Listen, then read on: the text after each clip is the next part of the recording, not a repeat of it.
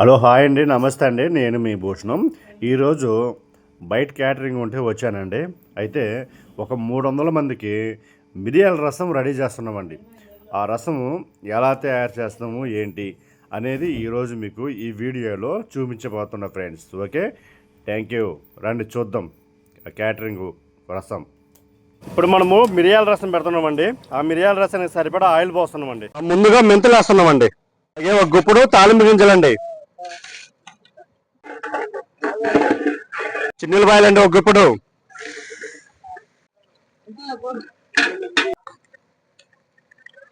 ఒక గుప్పుడు ఎండుమిరపకాయలండి, ఒక గంట పచ్చిమిరపకాయలండి. మొత్తం అలా మనం ఫ్రై చేసుకుందాం. ఒక అర బకెట్ టమోటా వేస్తున్నామండి. గరగరగర తిప్పాలి మరి. అది సూపర్. మనకు రసం సరిపడా కల్లుప్పు అండి, అనే రాళ్ళుప్పు అంటారండి. అలాగే పసుపు,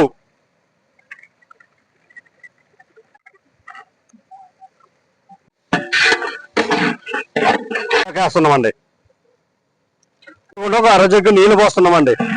చింతపండు గుజ్జండి, మనకు రసం సరిపడా చింతపండు పులుసు వేసుకుందామండి.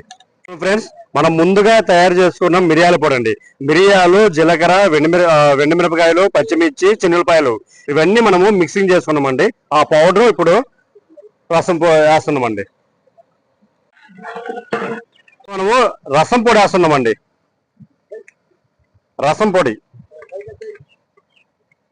ఒక జగ్గు ఉడకబెట్టుకున్న పప్పు వేస్తామండి. కందిపప్పు వేసేనా? Very good.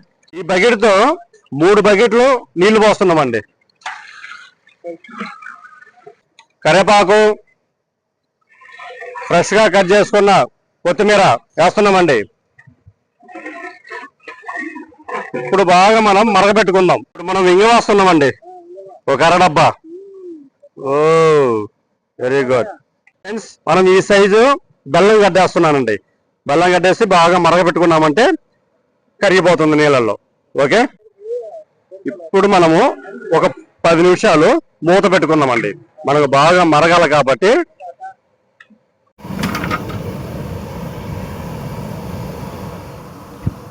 ఫ్రెండ్స్, మనకు మిరియాల రసం రెడీ అయిపోయింది ఫ్రెండ్స్.